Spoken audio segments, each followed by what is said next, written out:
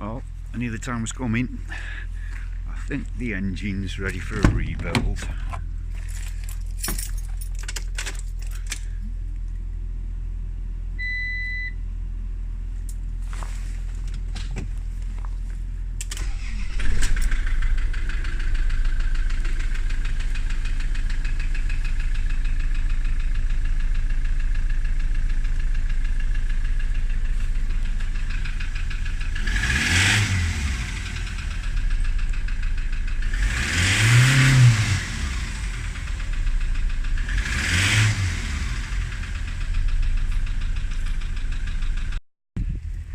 Hey everybody, when I bought this I knew the turbo had blown, so I always assumed that the engine was on its last legs, and it isn't. It's still got plenty of power, there's plenty of torque, it all kicks in. It's just as smoky as a smoky thing with a really bad smoky habit, and it's time for some TLC.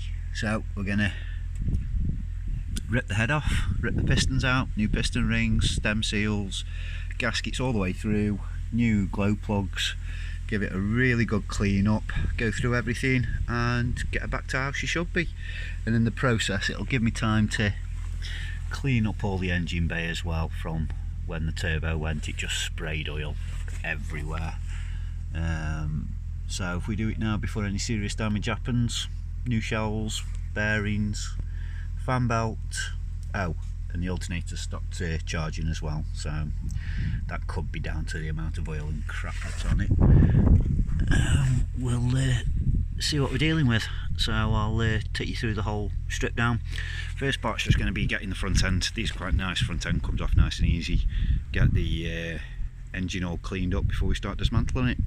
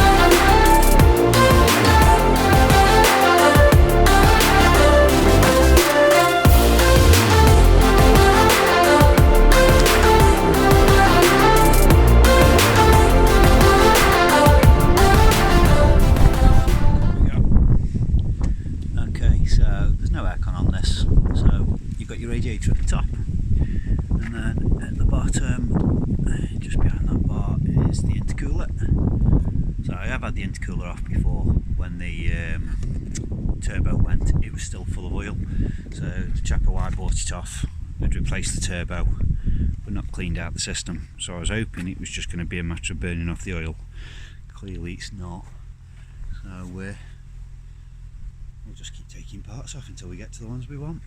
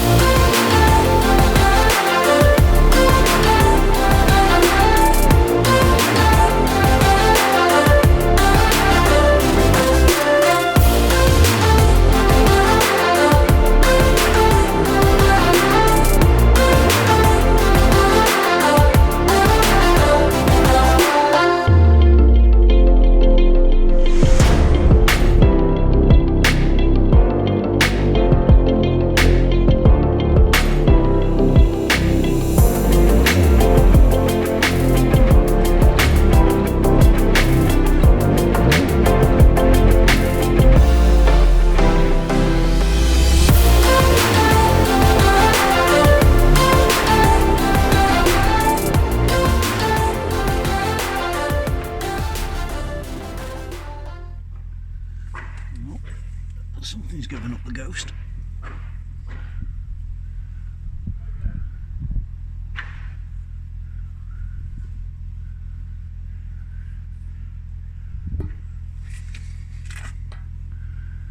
A lot of oil. Looks like there's a lot coming from the rocker. As much as it's covered the jar, doesn't look like it's leaking. But the alternator's absolutely caked in it.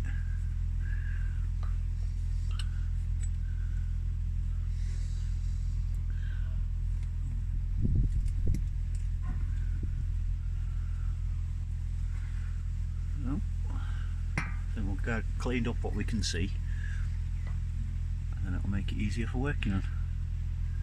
It does look like everything's towards the front and down the side of the crank. We've got all new gaskets for that, and I do wonder if the power steering pump's leaking. I don't know if you can just see at the bottom of the hose there.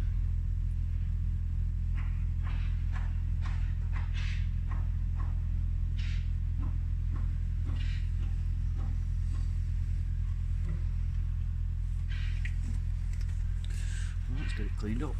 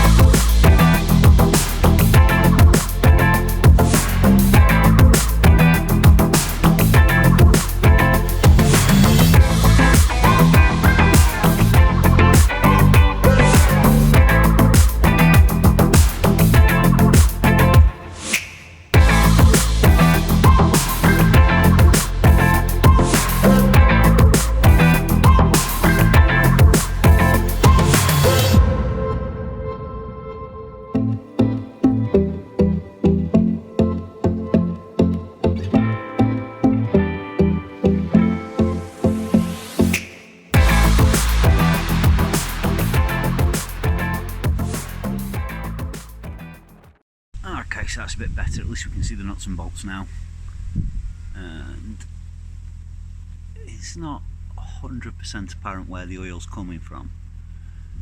I'm pretty certain it's down this side, so it could be cam seals, could be crank seal, could be power steering pump. The power steering pump does make a bit of a squelchy noise. So just digging a bit deeper. This wasn't a matter of cleaning the engine, it's just simply a matter of there's no point taking more mess inside than what I need to. And like I say, at least I can see the nuts and bolts now, and then as I take everything apart I'll clean it up and I'll show you all of that as well. Okay, so we've got her inside now. Just popped it up on ramps because I haven't got space for much else, and unfortunately she's too big to get a back end in the workshop, so need to get it done a bit quicker. Just to gain access, the front panel that the bonnet rests on, that just unbolts, and there's just 1, 2 and 3 bolts in each side. Once that's undone, the cable off the release mechanism for the bonnet, and then I don't have the pliers for taking these clips off, so all I've done is undone. You can see down there, there's 1 bolt, there you go, 1 bolt that's attached to the air filter box. Undone that, it pries off at the bottom, and then I could just undo that Jubilee clip there to lift it all out with the front panel, the front scuttle all as one. So I'll get that out of the way, and then we're left with this. So nice and easy access. There is the front bumper reinforcer. If I need to take it off, it's only 4 bolts down there, 4 bolts down there, and then that will come out. The bumper sides don't seem to attach to it. There is just a smaller bar underneath. The intercooler I put on temporarily to bring the van inside rather than sucking all the dust in out the yard. So now it's just take it apart bit by bit, get access, and yeah, get down to the head. It does look like I'm gonna have to, I'll know more when I get a bit closer. I'm just looking at how the engine mounting on the right hand side, I don't know whether that's attached to the block or whether it's attached to the head. I know on the Renault Masters they're attached to the head, so before you take the head off you have to chock up the underneath of the engine. But because we're doing the piston rings on this as well, I need access through the sump once the head's off. Ordinarily I would love to take the engine out, but I just don't have the room here, and I don't have an engine hoist. So this really is, whatever I'm doing here you can do on your driveway. I'm just lucky enough to have somewhere I can pull the front end inside just to keep the rain off. Alright, we'll crack on.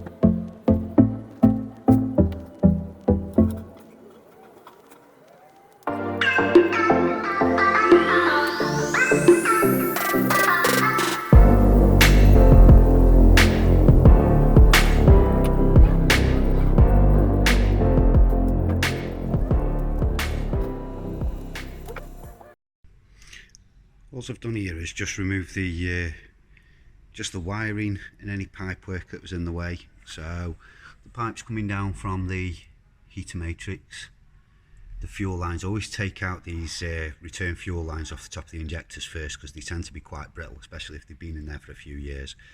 And getting rid of the wiring, any of the old plugs, the plastic, like I say, gets brittle. So if you get it out of the way first, you're not going to trap it with spanners or wrenches or anything like that. It's just trying to save trouble further down the line. And on this engine it was quite easy just to unpick it all. Most of the plugs just came undone, and then there's a couple of wires that went down the back, if the camera can pick it up, and that was just going to a couple of sensors down the back. Didn't take much to undo them. Everything else just unplugged, came out of the way, and most of it's just down on this side. The return fuel line and the fuel lines themselves, just unplug, take them out of the way. I haven't got to think about them anymore now. Because I've had issues with the van battery charging, I've been getting a light on the dash. That's why I've stripped most of this down the front. If I was just taking the head off, I probably wouldn't need to have taken off everything that I've taken off. But I want to go through the alternator, so I wanted access to that. Also the power steering pump, starter motor EGR. I have been getting a fault code coming up saying that the EGR solenoid is picking up an issue with that, so I want to check that out and just see what's going on there. And then whilst I was at it, I've literally just cracked off the nuts to the fuel lines, just taking them off now whilst everything's all attached. You've got a bit more leverage for undoing the nuts, much easier than trying to do them on the bench and bending something or breaking something. So yeah, next thing to come off now, I'll take off the fuel rail, get that out of the way, and then the injectors. I've never worked on one of these engines before, but I've done a fair bit on other engines, and the only thing that I ever seem to get stuck on is if the injectors don't want to come out the head, and I don't know what these are going to be like, so may as well tackle that now, get it out of the way. The rest of it should be pretty simple. I'll pop you back on and we'll whiz through it.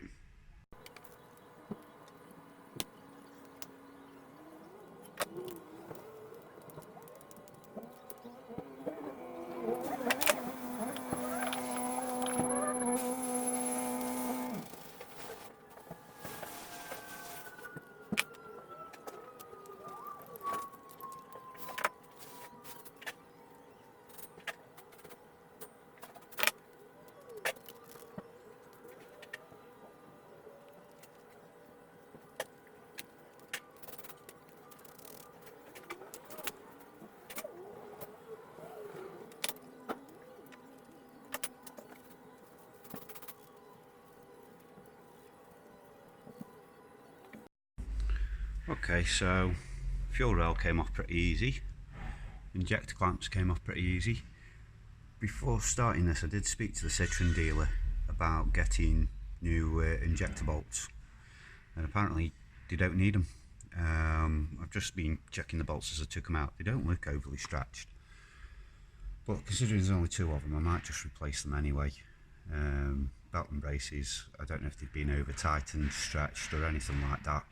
They're not exactly a thick bolt, and if they've been out before and some idiots just tighten them up as hard as they can, the metal could be stretched, so I think I'll just replace them anyway. But from what I've been told, you don't need to.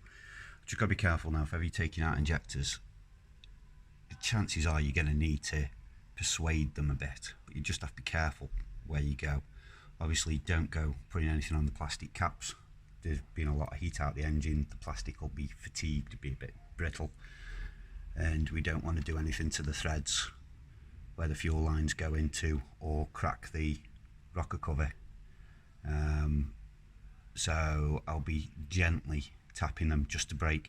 You saw me taking the any liquid out the top of the rocker cover, because that'll create like a suction seal. So I'm just going to gently tap them now. I'm not too worried if anything goes down into the cylinders, because the whole thing's coming apart and the pistons are coming out anyway, so it'll give me a chance to clean everything. But I want to try and leave it as clean as I can, because I want to see what's actually going on in there rather than introducing any new contamination. I want to see how the engine's been burning, and I don't want to give myself any false information really. So I'll give them a little persuasion now and see how we go.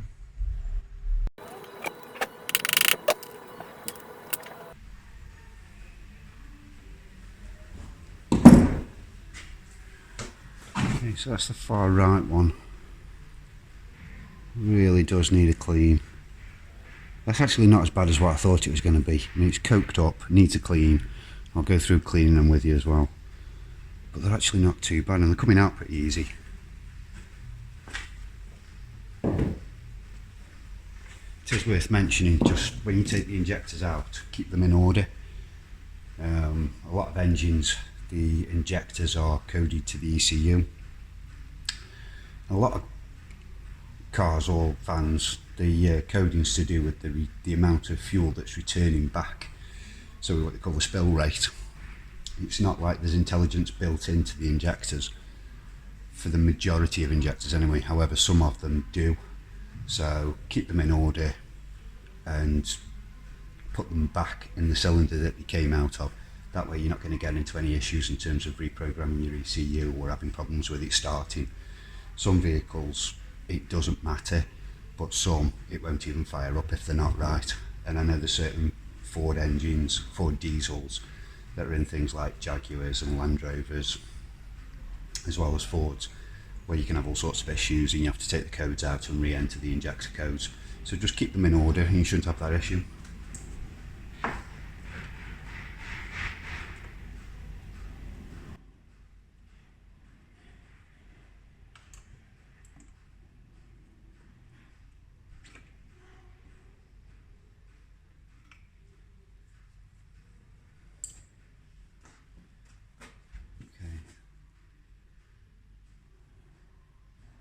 Again, not horrendous, not clean, but I have seen worse.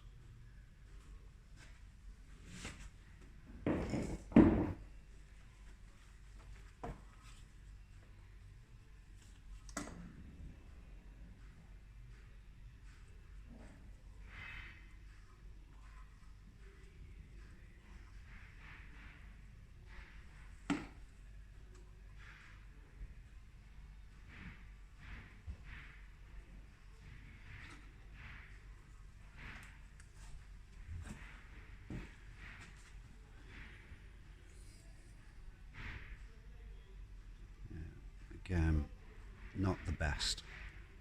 All I was doing there was literally just giving them a waggle at the end. I wasn't trying to unscrew them or yank them out, just gently moving backwards and forwards just to break the seal really, and they just pulled out by hand.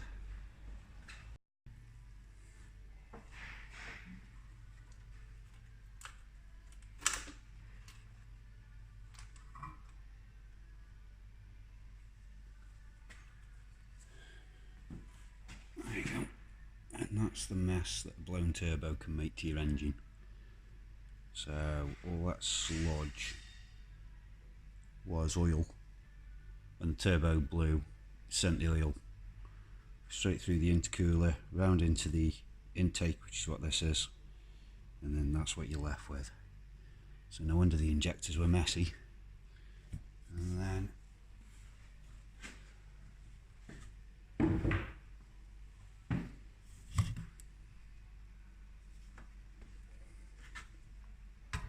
that's your inlet ports. I don't know if it'll pick it up. Get in there. Bit difficult really in here. But the sludge that you've just seen in the intake manifold is in the intake port of the heads. And that's what the van's been trying to burn. So no wonder it was smoking a bit. But if your turbo blows, just putting a new turbo on, you're just not addressing the issues. I'm not saying you need to strip your engine down, but you've got to clean it out. And I don't think injector cleaner is going to do much with that. Okay, now this was a bit weird. Just taken off the alternator, and this runs two separate belts. You can see the crank pulley at the back. Okay, so the one closest to the engine block runs the alternator, one on the outside runs the power steering pump, which is there, and then the power steering pump runs the water pump. I think I've got a bit of a slight leak on the power steering pump, so it seems a little bit gooey. And I wanted to have a look at the alternator anyway because I was getting intermittent issues with it. And I wanted to take these off because I want to put aircon on this fan. It didn't come with aircon out the factory. And from what I've seen, and I haven't looked at a van physically with it on yet, but from what I've seen, there's a couple of different places where they put the aircon compressors. I'm going to put in a standalone aircon unit, but I want to run a standard aircon setup for the engine. So it'll be a compressor that was built for the van. I'm going to have to change some of the bracketry and move things around, and it looks like they moved some of them have power steering pumps at the back, some of them have I think the aircon unit at the front, some have the aircon unit at the back. So I need to find an engine with it on and then take it all off in one go. I'm going to want the high and low pressure pipes with the compressor so that they can go into their factory places. So I'm going to be moving this about anyway, but I can't find any tensioners for the belts, which surprised me a bit. And I didn't video taking it off because I don't see the point of me showing you a video of something that I don't know what I'm doing. I don't want you repeating something that I do wrong. But in the end up I had to, the alternator one came off nice and easy, undo the 3 bolts, alternator came off and belt came off with it, no issue with that at all. The one, there seems to be a lot more tension in the power steering one, and I was of 2 minds whether to take the pulley off, take the power steering pump pulley off to get the belt off, and I opted for undoing the bolts, thinking I've got less chance of damaging anything undoing the bolts, but there's 2 at the top and there's 2 pretty much corresponding underneath, and one of them has a like a location lug that goes into the engine block. So obviously I didn't want to bend that, so it didn't just slide out. So there's got to be a better way of doing that, but I was surprised to see that there was no tensioner, unless it's something I've missed. So at least that's out now anyway, and I just wanted to explain why it is I'd taken it out, because for taking the head off you wouldn't really need to undo them, but I do need to take off the cam pulley cover, which is a bit difficult. I've got the best light here, and that's the there we go. Sorry, that's the timing chain cover. There is a new timing chain going on as well, so this has got to come off anyway, and quite possibly that engine mount as well, so we'll deal with that, and then that should be everything from the front. I've left the fuel pump in place. I wasn't sure whether to take it off or not, but it's just as easy to take that off on the bench. This looks like, I could be wrong, but it looks to me like the water cooler for the EGR valve. I'm missing something there because of that. I haven't been able to take that off. I've taken the first bolt off. There must be one further back, I just haven't got through to it yet. So I'm just working my way through the engine as I go. So I think next thing for me will be clear some space at the back. It doesn't look like there's much room for the turbo to come up between the head and the firewall. I suppose I could just undo the exhaust manifold and not take it off with the head. It doesn't need to come off with the head, it can stay there. But I want to have a look at the turbo as well, because of the amount of oil. It is the person who had it before me did replace the turbo, but given the fact that they didn't do everything else that I would expect to be done with replacing the turbo in terms of cleaning out the exhaust, taking the oil out of the intercooler and all the rest of it, I want to take it off and just check. Just because it's a new turbo doesn't mean that it's not a defective one. So I just want to double check that as well. I'm still going to be, now seeing all of that, the head's still coming off, even if I found out the turbo was faulty. I'm not leaving it like that. So it's going to be really difficult to film underneath. So all I'm going to do is take the exhaust off. The exhaust comes off really easy on these. I have had the exhaust off before and I found it much easier to just undo the brackets that hold the rubbers up, that hold the exhaust, and the exhaust comes out really easily. Much easier to take out than it is to put back in. So I'm just going to undo the boost pipes. Very simple. You don't need to see that. It's literally, you just follow the pipes and undo the bolts when you get to them. So I'll get all of that out and see what arm room I've got for getting up to the turbo. If I can find somewhere where I can film properly once the exhaust's out of the way, I'll show you what's going on underneath there. Right, so we've got everything off at the back and injectors are out, so it should turn over pretty freely. All we've got to do now is take off the starter motor to lock the crank. Once we've got that in position, behind the crank cover, need to lock in the 2 cam cranks as well, the 2 cam sprockets. That should hold the timing then, so we can take off the chain and get everything taken apart. As long as the crank's locked, when it all goes back together, everything should all be in the same place. Put the new chain on, release the tension on the train. As long as the cams are still, well, as long as I lock the cams in place once I rebuilt the head, the timing should all be spot on. Right, so I've taken off the fuel pump, just the 4 bolts there. I've also taken off what I think is the thermostat housing that was taken off here. I've also taken off what I think is the catalyst for the EGR, or the water cooler.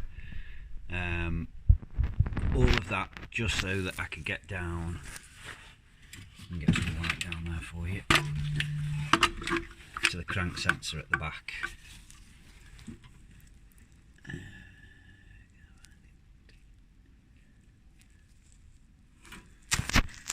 Okay, there we go.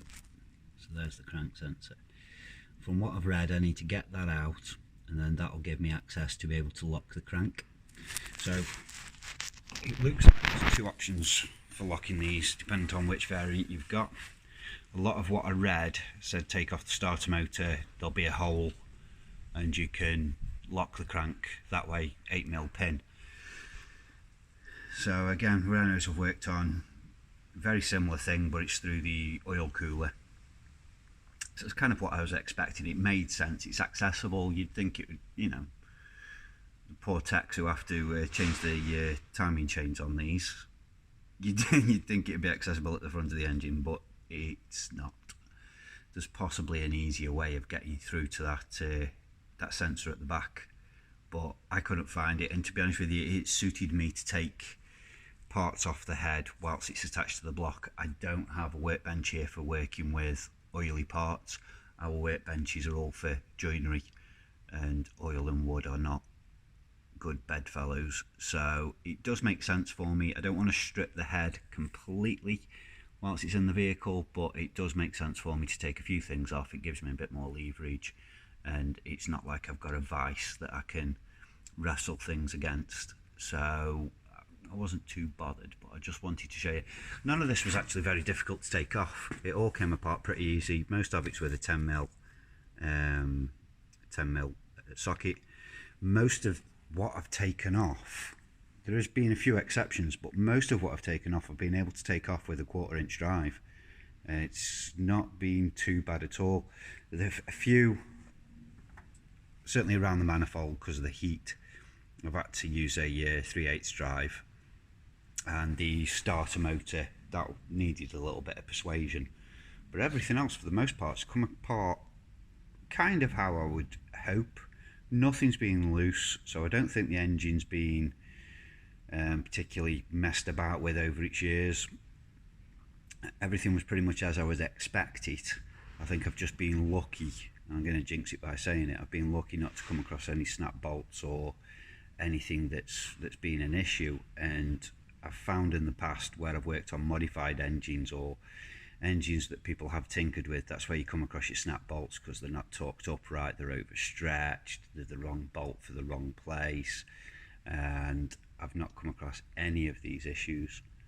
I've come across some markings on the side of the head, K4TEA 2.7-7, sorry, no idea what that means. Don't know if it means anything to anybody else. And yeah, I think I found the cause of the oil leak at the back of the engine. It looks like the oil feed line going into the top of the turbo doesn't look like it was replaced with the copper washer, and if it was the old copper washer and it hasn't been annealed, then that'd explain why oil was shooting out everywhere. So I'm quite happy with that. I can't see any oil, there's only the exhaust manifold at the back, and all of the oil seemed to be coming from around the turbo. I've checked the turbo, there's no, I'll show you the turbo later in the video. I'm not finding any end float or anything like that. There's a tiny touch of movement, but nothing that I wouldn't expect. So yes, I'll get the crank locked off. I want to lock the crank off before I take anything off this side, just purely because once I've locked the crank, the cams should just lock into place. I've got no reason to think there's any issue with the timing. This engine, even though it's been the pots have been full of oil, really has had a lot of torque, a lot of power. It surprised me actually. It really wants to go. But I have been looking at that turbo thinking, wonder if there's a slightly bigger one. Maybe some of you Land Rover lads or Ford lads might be able to let me know on that, but I wonder what it would be like. I know there's a 150 brake variant to these engines, because these engines are in all sorts. Land Rovers, Fords, it is a Ford engine, it's Ford stamps everywhere. Jaguar X-Type, as well as the Peugeot, the Citroen and the Fiat van. It does seem to be in quite a few things, and I know one of the Land Rover Defenders that's got the engine in is a 150 brake. I wondered if that was just a map or whether there's any difference in the injectors and things like that. I can't see any sense in increasing the pipes to the intercooler. The intercooler is not the biggest thing in the world, but I've seen smaller ones on Audis. They seem like they could handle a fair bit, and I just wonder if there's some sort of hybrid or a slightly bigger turbo that could go on the back. But then I think, well, it feels like it's got a fair bit of poke, and it is just a van, but you know, it's tinkering, isn't it? It's fun. Anyway, if anybody could let me know in the comments down below, I'd be interested to see that. I'm quite enjoying working on this. It's been a few hours in, but not bad hours at all. So we'll keep going. Okay, scrap what I've just said. The crank sensor came out, it's difficult to show you on here. Crank sensor came out really easy, very easy. Then I can get to show you. Just the one little bolt, and out it came. It looks like there's some adjustment on that. I'm gonna have to read up and just see where that should sit. But since the last bit I said to the camera, it doesn't make a lot of sense to lock the crank. I will be locking it, but I may as well make sure I've got the timing marks right first in the cams, because I can see them, they're right by the flywheel, which is what I'm going to be turning to get them to the timing marks. So scrap that. Obviously it's time for a brew. Okay, so we're getting a bit closer now. Just taking off the pulley for the alternator and the power steering pump. Let's see if I can show you around here.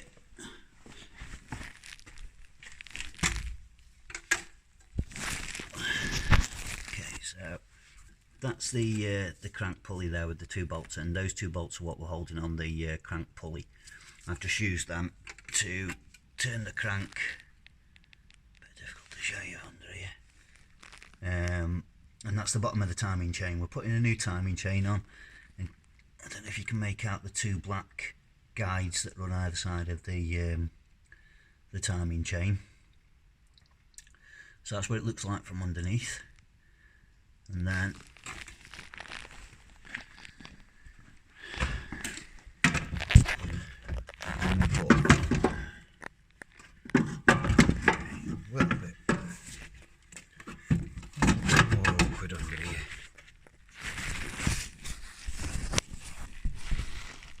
so there's the two cam sockets. The one that's got the 6mm drill bit in. I'm not too bothered about the timing on the cams because the head's coming off, so that's all gonna go anyway. But I use that to make sure that I've got the timing right for the locator. Just gonna have a light. Okay, so right at the back of the gearbox. If I can get the camera around.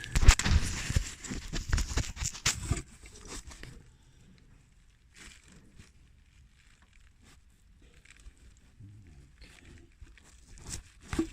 Obviously never going to be a cameraman. Okay, so there's the back of the manifold. There we go.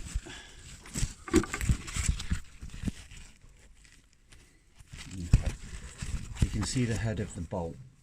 It's just sticking up at the back there. that's just an M8 bolt that's gone through where the sensor was that locks the crank in place. It was only really the crank locking that I wanted, so that when the head goes back on I can time all up to that. So it's a bit awkward to film in this light, so all I'm going to do now is take off the rocker cover.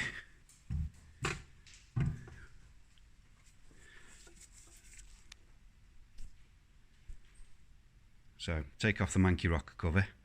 I've left that till last. I didn't want to be dropping any debris in there. So yeah. Oh, take off the timing chain. There's down towards the bottom, there's a tensioner that's pushing out as you're looking at the screen. The top guide, well, slap bang in the middle of the screen there. There's a tensioner that pushes that out. So I'm going to push that back in, pop a pin in that, undo the guide that's in the middle of the two sprockets, and then that should give me some slack in the chain. Chain's coming off, going in the bin. Guides then can come off, only one of them's bolted in. Get that off completely, and then from there, then I'll take off the rocker cover. Hopefully then it's just undoing the head bolts. Take the head off. I'm going to go through cleaning the head and rebuilding the head as a totally separate video, because there's a fair bit of work in that. None of it's massive to do, and I must admit, it's really impressed me working on this engine. First time I've worked on one of these, and they're so easy to strip down. The only thing I came across any difficulty with was getting the crank pulley off, and that's purely because all I've got here is hand tools. So borrowed a mate's 1/2-inch impact. It just whizzed the nut straight off, and that's the only thing I've come across really that's been any issue. So if you're thinking of doing this yourself, don't be scared of doing it. Just keep a log of what you're doing and where everything goes, and this really can be done on your driveway. Alright, I'll come back once the cam cover's off. Okay, I didn't bother setting up to video this because it's so straightforward, but one thing I thought was worth mentioning: the 3 bolts that are in the top, well, in each sprocket for the cam, just slacken them off before you you get any further, unless you've got locking pins in both. At this point I've taken the front guide out. The back one's still there because the chain holds it in place until you've got the chain out. So I've just slackened the sprockets off, and the timing chain kit that I've got, it comes with new sprockets anyway, but I just thought it was worth mentioning rather than anybody thinking it'll come off by magic. It's not difficult, and to a certain extent it's still not worth videoing, but just thought I'd make you aware. Slacken those 6 bolts off now whilst you've got the chance, because once the head's off you won't have the resistance against the cams if you've got the pins out. And to be honest with you, I don't think you can get the chain off anyway without slackening the sprockets and probably taking one off. In fact, sorry about the video, I'm going to try and do this one-handed so you can see what I'm talking about.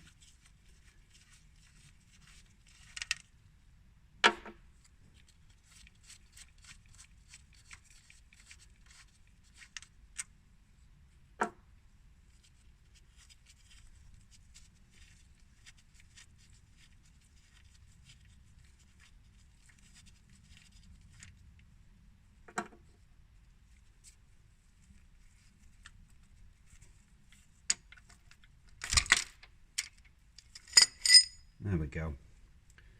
It just makes life nice and easy. These are really easy to time up. There's marks on the sprockets and there's marks on the chain. There's 2 separate, well, 2 coloured links on the chain. As long as they line up with the lines at the top of the sprockets, and the sprockets are pointing with the arrow going straight up, it should all key itself in. But I'll come to the timing when we get the head back on the block. Yeah, back to the original plan. Rocker cover off now, and once I've got the rocker cover off I'll be back, and hopefully from there it should just be undoing the bolts and taking the head off. Okay, so I've just taken the glow plugs out. These are usually quite a good indication, or can be a good indication, of what's going on in the cylinders. So as you're looking at them here from left to right is how they came out of the engine, from left to right. So if it'll pick it up, absolutely soaked right the way through. I mean, I'd expect to get a bit of oil on them as I pull them out because the head's quite oily. So where you can see where the thread is at the top, I expected that because of the amount of oil that's on the outside of the head. And the bottom, a little bit more cokey than I like, but it's basically, for the most part, dry. In fact, all of them are dry, apart from that first one. So that tells me that that first cylinder's absolutely soaking inside. I'm expecting to find a lot of oil in there, but because of timing it up, that will have pushed the piston towards the top. So I'm not, you know, there won't be a piston full of oil, but there should be telltale signs. It doesn't really matter, the piston rings are getting replaced regardless. But yeah, anyway, they came out of, if I can get this to focus. Okay, so they came out of these holes here, and they're a very tiny 6mm nut that holds a I'm presuming a conductive strip across the top of them. It's just the one plug that goes across the top, and just a little nut in the top of the glow plug, and then I think it was a 10mm socket to get them out. I'm pretty certain it was a 10.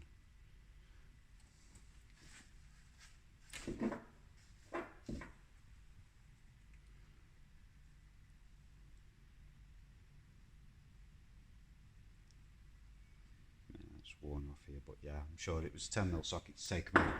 Always worth with these, and I have done with most of this engine. Like I said, I've been really impressed with how well it's come apart. Use a 1/4" drive, especially where you've got these small little 8, 6 and 10mm nuts. If you're having to use anything much bigger, chances are you're going to snap the nut. They don't take a huge amount of torque, and like I say, the only things I've had to use a 3/8 on has been sort of 13mm and up, and there hasn't been that many of them. In fact, some of the 13s have come out with a 1/4" drive. It's much easier to take your time and tease a nut out than it is to have to drill out.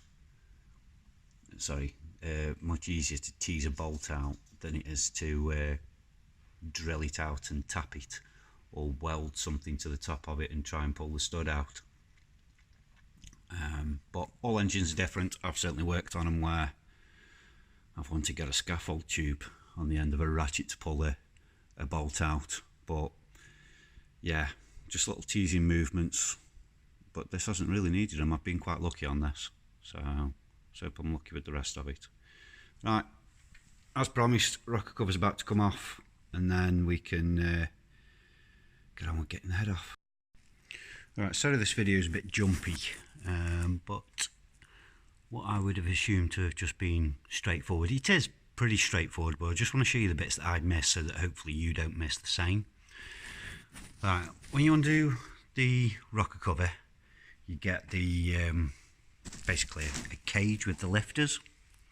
So originally I thought they might have been the head bolts, but they're not. They're just the lifters that sit between the cams and the valves, and the valve spring. Well, you can see there where the valve springs are. Let's see if I can just get a bit of light on for you. There we go. So between the cams and the valve springs, and they just basically, as the loads of the cams come round, it presses the springs down to open the valves, depending on whether you're on the suck or the blow part. Okay, and then you've got 20 bolts, is that right? Yeah, 20 bolts. I then thought Okay, a lot more than I expected, but they must be the head bolts. They're not. The head's split into two parts. If you can see where the knife is. Now I don't know if this is the same on all of them, but it certainly is on this one. There's gasket sealant that's splitting the two parts of the head. So there's an additional few bolts at the pulley end, at the chain end. So, and then there's one hiding down the back there. They've all got to come out because they hold the top section to the bottom section of the head. So now what I'm assuming is I'm going to knock the knife round with a rubber mallet just to split the two. Obviously being very careful I don't score the alloy of the head. It shouldn't do, it's just pulling apart okay. And then once this top part's off, it looks to me, I don't know if you can just see there, if you look at this bottom cam, follow that lobe up and then sort of 11 o'clock to the cam, you can just make out a cylinder. I'm assuming that that's where the head bolts are. That's my guess. Anyway, like I said, it's the first time I've stripped one of these engines. I just want to give you guys a chance to see what I'm seeing before you get into your own. But it is coming apart pretty easy. They're all 10mm bolts across there, and they're easily coming apart by hand, not having any difficulty at all. But they seem to be a good mixture of 10 and 8mm. So again, on these ones I did use a 3/8 drives, but for the rest of them I've just been using a 1/4 inch and no issues with it at all. So I'll get this top part off and then you know what I find. Okay, so as we thought, ran the blade round, came off really nice and easy, didn't take much at all once the blade had gone through. And as you're cutting around with the blade and going around these going around the gasket, you can actually see in through the top to make sure that you're not catching the lobes on the cams, and see when you're coming across, you know, if you've left bolts in the way. And then these are the parts that we've taken out. So top one's your exhaust cam, bottom one's your inlet cam, and then this bottom part was the top half of the head, and then that was the rocker cage that sits on the top. So yeah, coming apart pretty easily. Obviously before you get into this, check the pattern that the torque bolts get tightened up in.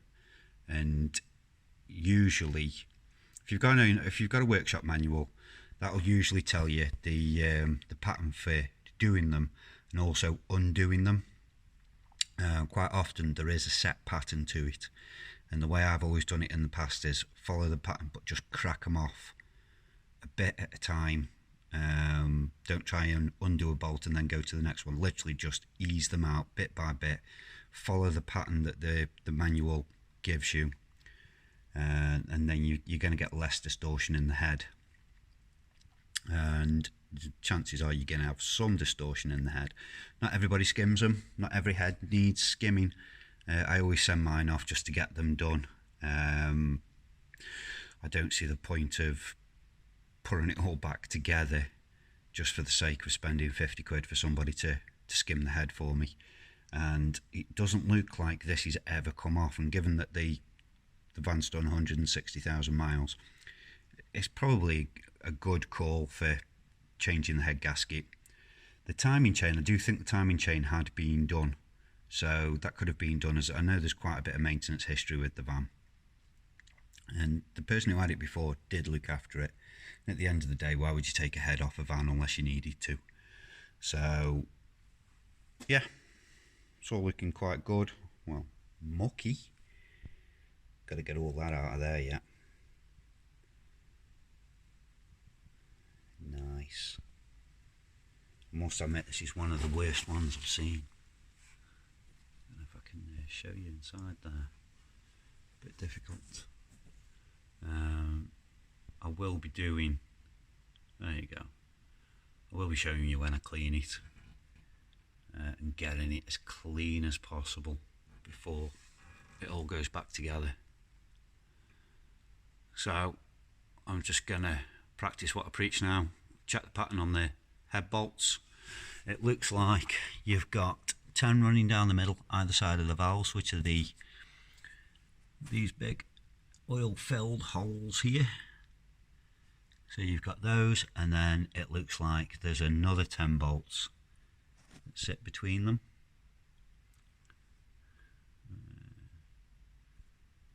Quite well camouflaged with all the oil.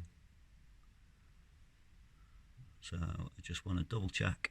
We are putting new shells in, but the shells actually look pretty good. There's a very slight amount of scoring on that one. Nothing overly upsetting. But the shells, I'll clean them up properly just to double check them. But by the looks of it, they're quite good. There is just the odd little scratch just in the odd one, but like I say, nothing that bothers me. And all of the valves look like they're in line. I wasn't expecting any issue with the valves because of how well the van ran. I wasn't expecting any problem at all. I still suspect valve stem seals or piston rings, so I'm doing both. So there's all new bearings going in the head, and then there's big end bearings going in the bottom of the rods as well. I always think once the head's off, you may as well do the piston rings and big end bearings. The head's off, half the work's done. To actually just change the rings and bearings is next to nothing. Again, good practice to take the sump off, make sure that there's no debris in the sump, change the plug. If it's magnetic, change the magnet in the plug, then away you go. Okay, and finally she's out. Took some doing. Doesn't really show up very much on the pictures. Obviously it's full of oil. It's, you know, as much as you drain the engine, you're still going to end up with it full of oil. So I've got to clean all this out now. The state of that. It'll actually clean up pretty well. No damage to it, that's the main thing. If you've ever wondered what the underneath looks like. There you go. So there's the valves. The valves will all get reseated. The exhaust valves are all pretty dry. So that's that. That's the hot part of the turbo. So on these, the CHRA, the cold part that has the turbines, bolts into that. I'll show you that when we put it all together. I'll probably put the turbo onto the manifold before I put the head in. But all of this will all get stripped down, cleaned up. And you've got your cams, that's all the bolts that come out. And then that's the hole in the engine. I did wonder whether this is the first time this head gasket's seen the light of day since it got put on in the factory. But I've noticed down here there's two holes in the head gasket. I don't know if you can make them out. We've got one and there's a second one there. It doesn't look very good on the camera.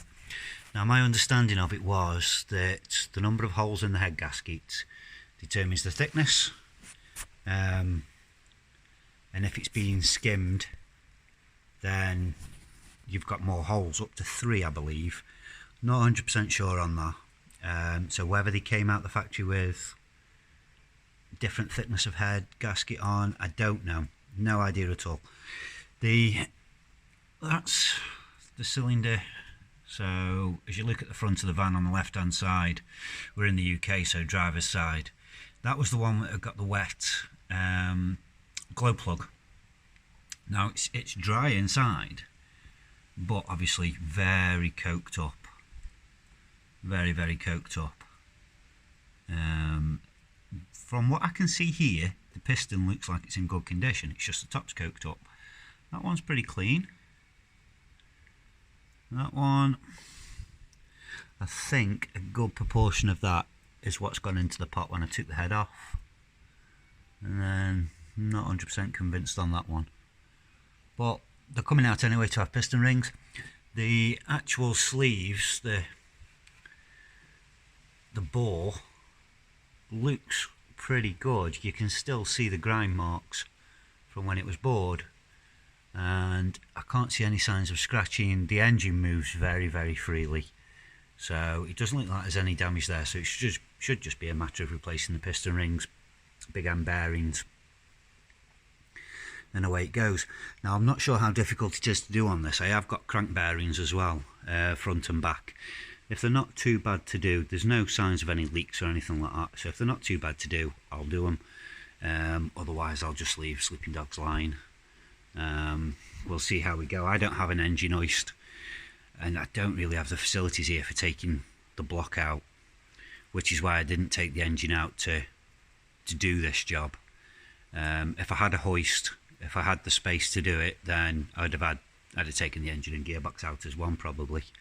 Looks like there's enough room, swing it out. Would have made life a hell of a lot easier.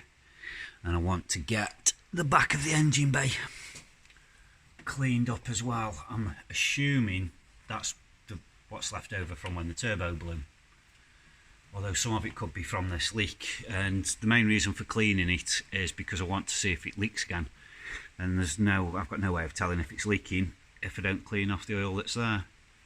I'm not going to go as far as painting it or anything like that. It's a van engine at the end of the day, but there's no reason it shouldn't be clean. So some degreaser and jet wash, I think. So next stage now is cleaning the Monkeyhead parts.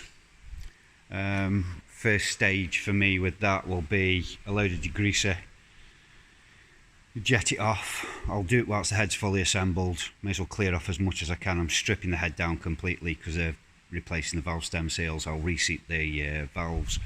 I'll show you all of that probably as a separate video, as a standalone video. There's enough work in there for it to be in its own. And then for getting everything out of the inlet, where the inlet manifold goes, so the intake holes,